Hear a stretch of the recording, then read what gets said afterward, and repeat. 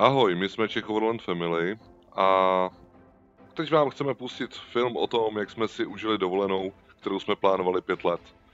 No, jak se říká, chceš-li pobavit bohy, řekni jim o svých plánech.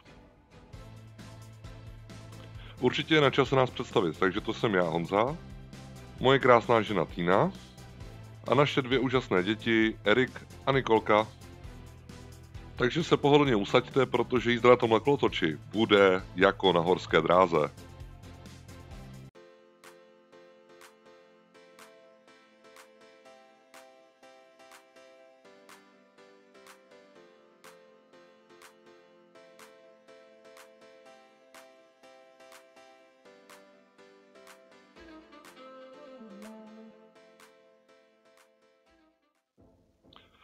Vyrazili jsme hnedka 1. července a přes Moravu jsme to vzali do Maďarska, přes Slovensko samozřejmě.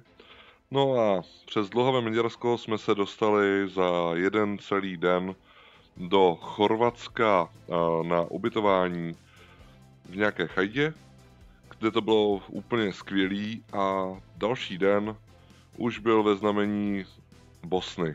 Dorazili jsme do Národního parku Una, kde jsme si dali v běhači oběd, podívali jsme se na vodopády, bylo to zkrátka úplně super. Začátek dovolené jsme si nemohli představit mnohem líp. Kemp byl perfektní, byl čistý, líbilo se nám tam, no a další den jsme se vypravili, protože jsme věděli, že za náma přijedou Kratochvílovi, druhá posádka, směrem k hranicím zpátky, aby jsme jim vyrazili naproti. No a co se stalo? Tak právě jsme v Bosně a tady na takovým krásným smradlavým odpočívadle nám prostě nestartuje auto. No, děti máme naložený vzadu v autě, naštěstí jsou hodný.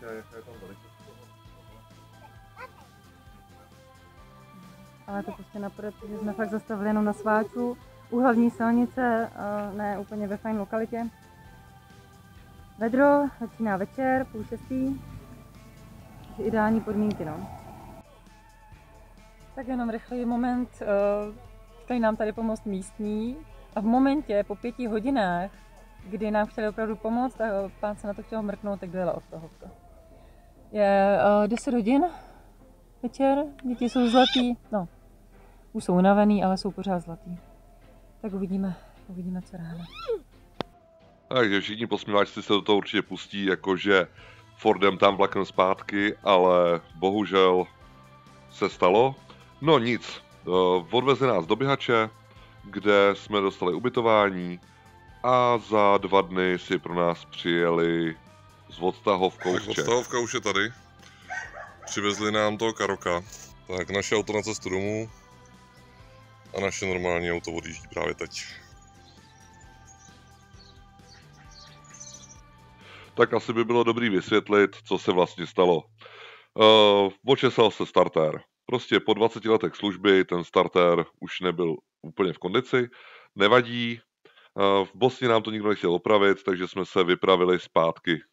No, a co teď? To je konec. No, nebo ne? Tak, jak je vidět, jsme v Čechách, nebo teda aspoň teď v tuhle chvíli naše auto, který už zase jede. Je to super. Mám tady trochu nepořádek, protože jsme to museli přeházet do zápůjčního vozu. A těšíme se zpátky. Podle všeho vyrážíme dneska v noci. A budou s náma jak děti, manželky, tak samozřejmě i druhá posádka.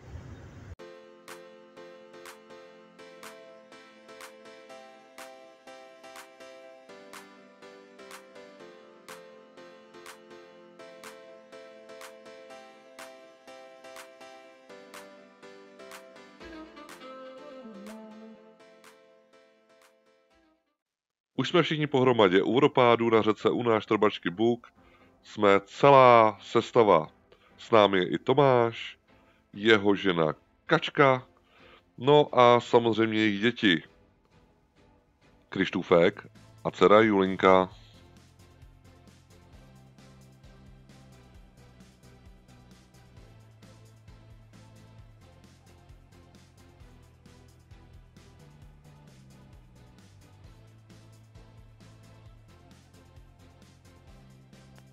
Tak jak to bylo dál? Vyspali jsme se a vyrazili jsme na výlet do blízkých jeskyní. Jeskyně byly super.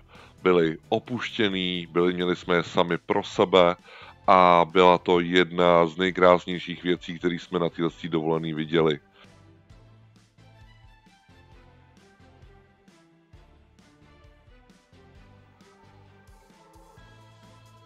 No jo. Ricky, svít si před sebe.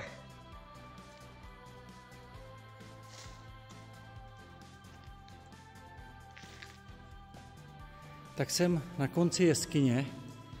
Je tady takovejhle nádherný dóm, takováhle nádherný sál, jeskyní sál. A jsou tady i jezírka a takovýhle nádhery. To je fakt neuvěřitelný. A je to obrovský. Je to fakt obrovský. A dál už to nevede. Je to takhle kolem dokola, schody, takhle kolem dokola, sem a zase zpátky a pak už se to vrací. Neuvěřitelný, krásná jeskyně.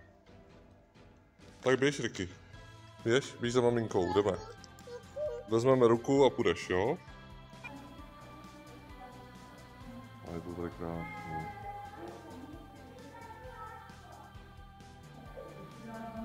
Opuštěná jeskyně Ledenice.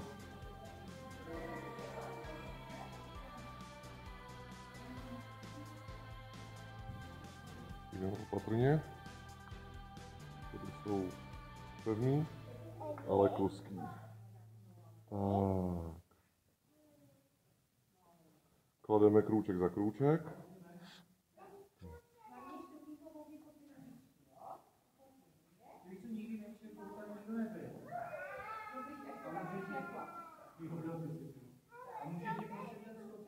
Dál jsme vyrazili na cestu už přes závrtovou krajinu. Bylo to krásný, bylo to super. Akorát tam se zase trošičku rozstávkoval fort. Tak z naší dovolené se stává takový jako pojízdní servis.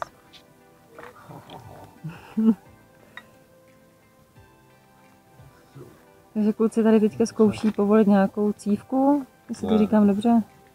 Konektor tam bude. Konektor na cívce bude.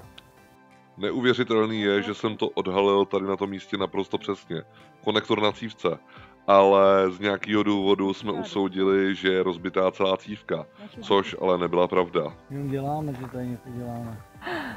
Tak uvidíme, tak snad to bude mít i kýžený.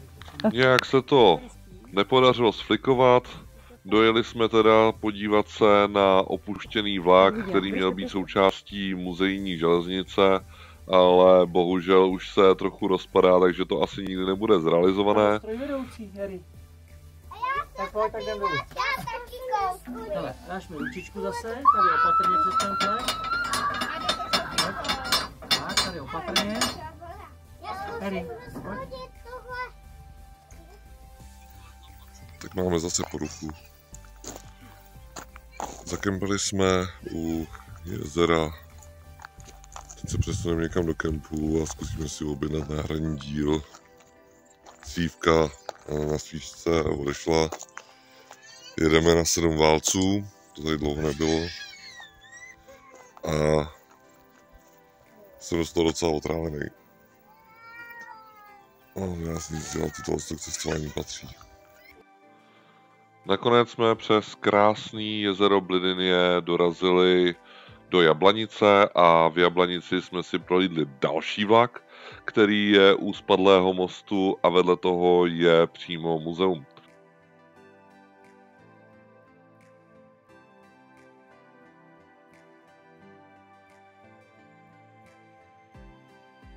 Nějakým způsobem jsme se vypravili dál. Nad Jablanicí je přehrada a na té přehradě jsme se ubytovali v kempu. Kemp to bylo super, byla tam restaurace, mohli jsme si půjčit loď a jeli jsme se projet po přehradě, což bylo super, jak vidíte na obrázcích.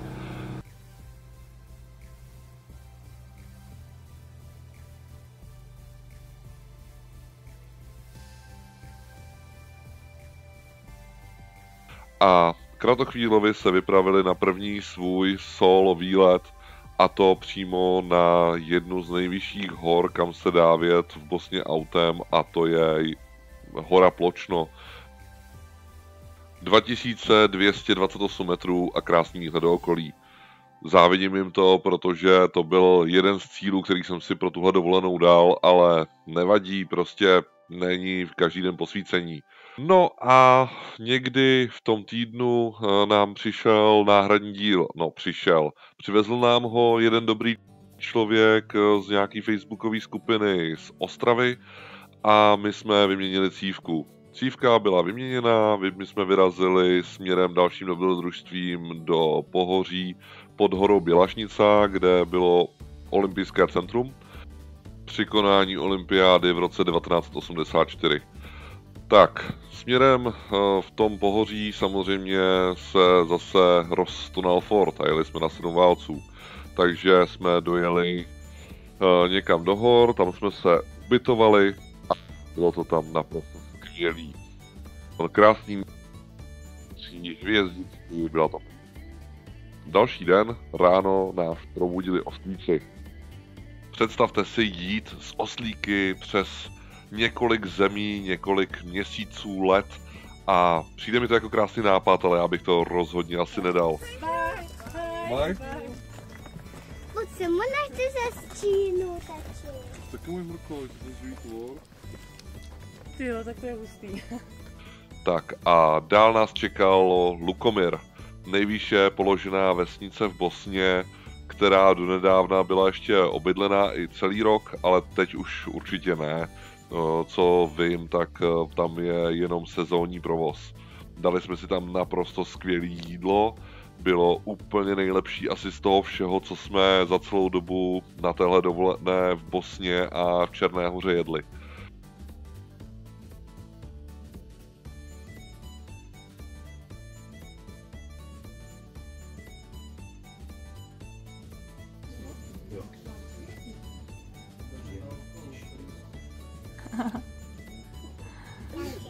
Stačí. A uděláš Heričkovi malá? Vy jste sladěuši. Co z nás čekalo dál? Dál jsme přejeli přes planiny, kde byly i divocí koně, jak tady asi i vidíte na obrázcích. A dojeli jsme na ubytování, který jsme si zajistili hlavně kvůli tomu, abychom mohli opravit to auto, dát to dohromady, vyprat si věci a nakonec jsme na to ubytování dojeli v tandemu tak, že Tomáš mě vzal na lano a dotáhl mě až na místo. Pán trochu koukal, ale dali jsme to asi jako dobře a pak jsme si hodili takový voraz. Kratochvílovi si udělali další výlet solo, a to do centra olympijských her, kdy projeli Igman, což je oficiální olympijský hotel, ale bohužel teda je ve stavu, jakým je. A pak se jeli podívat ještě na Skokanský můstky a teď už si nepamatuju, jestli vyjeli i nahoru Bělašnice, ale myslím si, že tam už nevyráželi. To by asi upřesnil Tomáš. No a my jsme potom udělali malý krátký exkurs do blízkého domu medů, kde byl naprosto skvělý med a taky tam byl ochočený havran nebo krkavec. Bohužel v ptácích se neorientuju, nejsem ornitolog a děti z toho byly naprosto nadšený. Byly tam i úplně mikroslepičky a bylo to tam moc hezký. Tak a tady jsme přišli na to, co vlastně s tím naším autem je. Vůbec žádná cívka nebyla špatná, ale rozbil se konektor, asi nejspíš při generálce toho mýho motoru, která probíhala rok předtím. A díky tomu ta cívka ztrácela kontakt a proto to jelo střídavě na 7-8 válců a nebylo to pohodlný ani pro nás, jelikož nefungovala klimatizace. No, tak vstříc dalším dobrodružstvím. Takže vypravili jsme se dál už do Černé Hory. Projeli jsme přes krásné soutězky, bylo to tam fakt hezký. a dorazili jsme přes hraniční přechod do Durmitoru. V Durmitoru jsme vystoupali tunelama ve skalách až na vyhlídku, tam jsme se podívali na údolí řeky Piva. Pivo tam neteče, teče tam voda, ale ta řeka se jmenuje Piva. A jeli jsme dál. Tady si můžete užít krásný pohled na ty tunely, dokonce tam je křižovatka pro Evropana, něco naprosto nezvyklého a je to tam úplně super. Právě teď se díváte na záběry z Panoramatic Road z Durmitoru. Je to tam super v tom, že ta cesta je nádherně hladká, vy vidíte úplně na dlani celý to údolí v Durmitoru a sice už to není žádný overlanding, protože tam je asfalt, ale rozhodně to stojí za to a velice doporučujeme. Přespali jsme v horách, bylo to tam skvělý, zase hvězdy, plná obloha, další overlandění přes redukce, což nás strašně baví. A další den jsme si dojeli do Žabliaku, kde jsme nakoupili, ubytovali jsme se v kempu a začal se plánovat výlet. A ten výlet byl hlavně pro Tomáše a pro Tínku. A taky pro naše nejstarší děti naprosto nezapomenutelný, protože jeli na řeku Tara sjíždět na raftech nejhlubší kaňon v Evropě a druhý na světě. Grand Canyon je největší na světě a Tara má kaňon, který je v některých místech hluboký až 1,3 km, 1300 metrů hloubky. Neuvěřitelný. Průměrná hloubka tohohle kaňonu je 1,1 km. Fakt je to tam hluboký. A my jsme byli ubytovaní nad tímhle kanionem vedle obrovského mostu, který teda není úplně v kondici, ale bylo to tam super. Další den si Týna, Tomáš a Kačka si jeli ziplineu. Kačka s Týnou a v tandemu i Nikolka jeli tu lehčí nebo méně prudkou přímo v kempu a Tomáš si dal tu extrémní, samozřejmě, protože Tomáš je prostě milovník adrenalinu, takže si sjel nejrychlejší a nejdelší ziplineu v tom místě. Já bych na to asi jako koule neměl, opravdu ne. A velký obdiv, jako klobouček. Nejsem si jistý, ale myslím, že tam psali, že se tam dosahuje až 100 km v hodině. Šílenství. Tak a vypravili jsme se dál. Vypravili jsme se směrem k moři, ale mezi tím jsme začali hledat ubytování. A já ještě když jsem plánoval tuhle cestu, tak jsem si nakoukával různá videa od našich přátel, který jezdí overlanding a bylo tam místo, který se jmenuje Rykavačko jezero a na videu vypadala ta cesta fakt drsně. Já jsem si říkal, ne, to nepojedeme, to nemá smysl. No ale co se nestalo?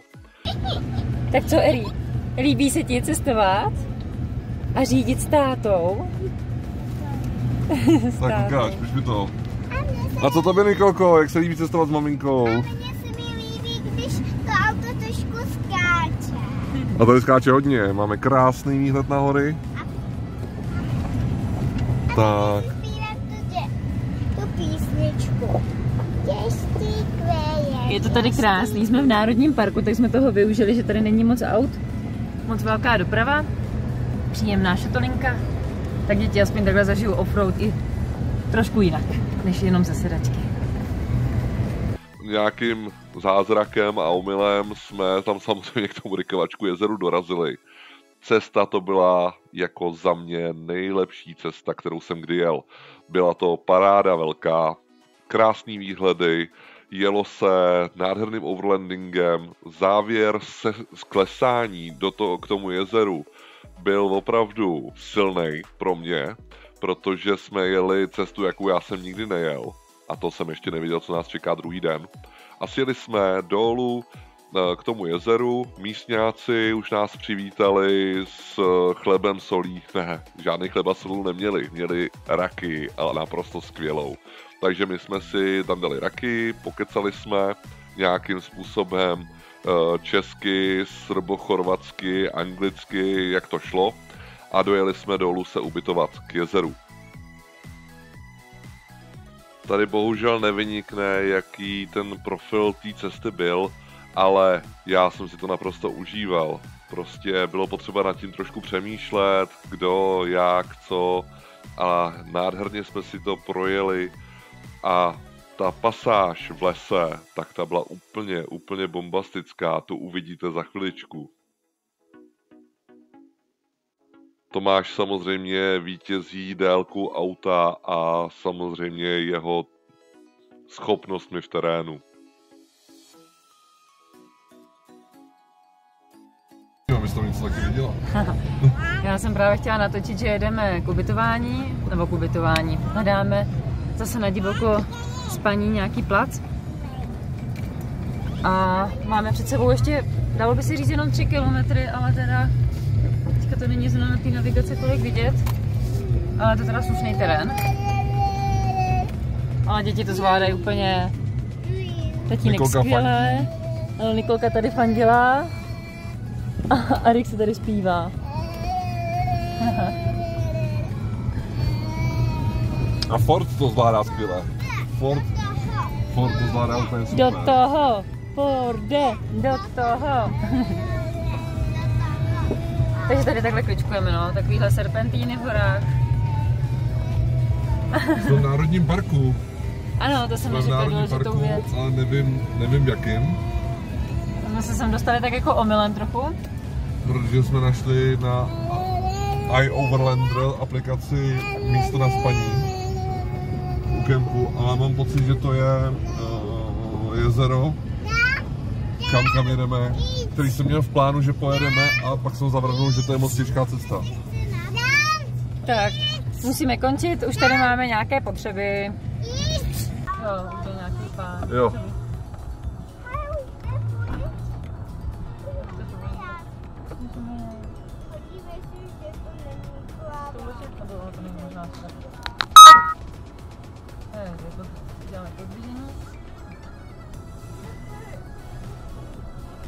Máme přijít na panáka. Tak jo, tak jdeme, když nás zvou, místňáci. Jsme pozvaní na panáka.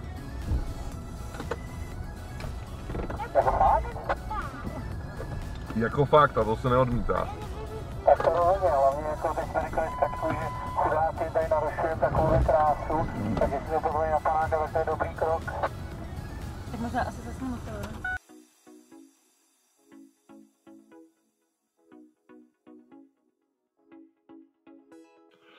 Tady se mohl konečně naplno využít toho světla, které jsem si na naše auto nainstaloval a bylo to naprosto skvělý, bylo vidět opravdu úplně všude a jsem z toho nadšený.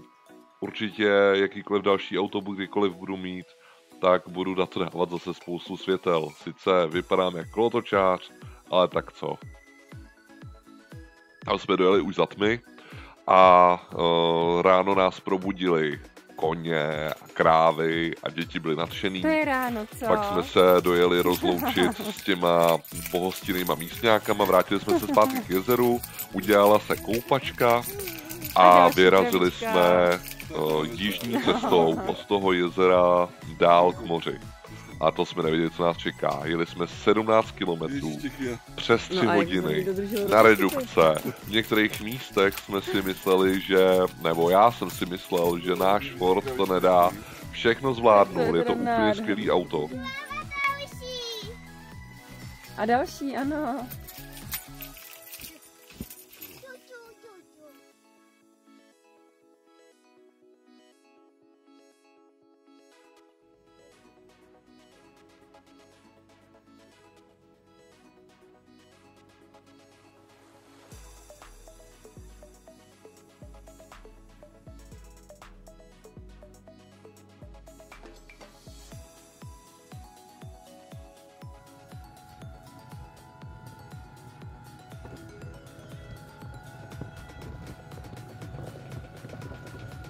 Já nevím, jestli to moc na tom videu bude vidět, ale jsou tady docela krpály. Tohle je teda ještě jako docela čajík.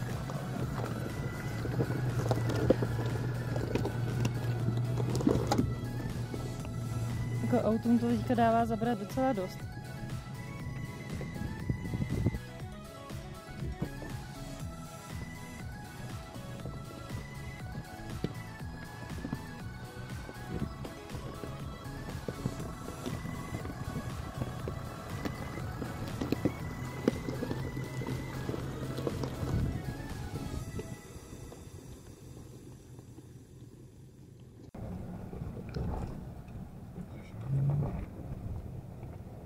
Právě jdeme od jezera. Je to tady nádherný. Tam bude něco vidět. Děti nám obě usnuly. No a my se teďka tady snažíme vyškrábat. Chvilku třeba tak jako 2 metry asfalt, metr písek nebo hlína a pak většinou už jenom kamení. To už není ani šotolina, to je prostě jenom šutry. Docela nám to klouže,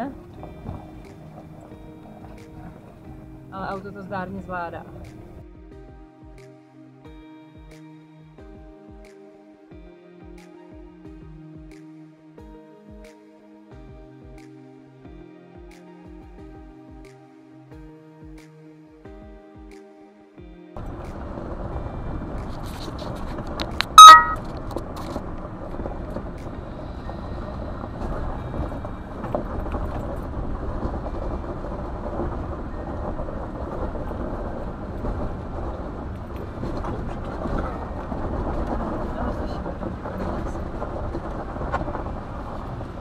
Možná couvnout tady, což mi vůbec nepřináší radost.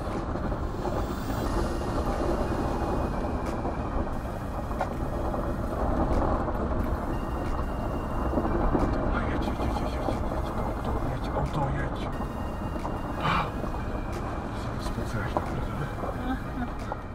A dorazili jsme do Podgorice, kde jsme nakoupili nějaký zásoby a konečně nás přivítalo moře. Takže u moře jsme strávili 2 celý dny. Děti si to moc užili, my jsme si taky chvilku vypli. Udělalo se nějaké jídlo, plácali jsme se u moře. No a pak už nás bohužel čekal jenom odjezd domů. Přes Srbsko jsme to střihli do Maďarska. No a to už byl konec dovolený. Nějaké malé shrnutí naší dovolené, no, bylo to super. Sice nás trochu brzdily závady, ale ve výsledku ta první, dobře, to se prostě stane. A ta druhá nás aspoň trošku zpomalila a mohli jsme trochu vydechnout. Nebylo to takový uhoněný, jak jsme původně plánovali. A viděli jsme toho dost i tak. Viděli jsme krásné místa, zažili jsme spoustu věcí a co si budeme, největší díky tomu patří našim manželkám, který to s náma dali a samozřejmě i našim dětem, který byli naprosto bezvadní všechny 4. Jo, naše ženy jsou skvělí a ne každá by to takhle určitě zvládla a patří jim za to velký dík a respekt. No a velký poděkování patří i Tomášovi za technickou pomoc, za další věci na té cestě a já si toho hrozně vážím. Určitě nejsem jako technicky tak zdatnej a zároveň mi některé věci otevřely oči a já jsem rád, že jsme tu cestu takhle spolu absolvovali. No a co příště? Příště máme už něco naplánovaného, nechte se překvapit, uvidíme, jestli tímhle autem nebo jiným. Každopádně Ford jako takovej úplně nesklamal, akorát jsme o něm moc nevěděli a teď už toho víme trochu víc. Tak já se s vámi loučím, mějte se krásně a díky za pozornost a za sledování. Ahoj!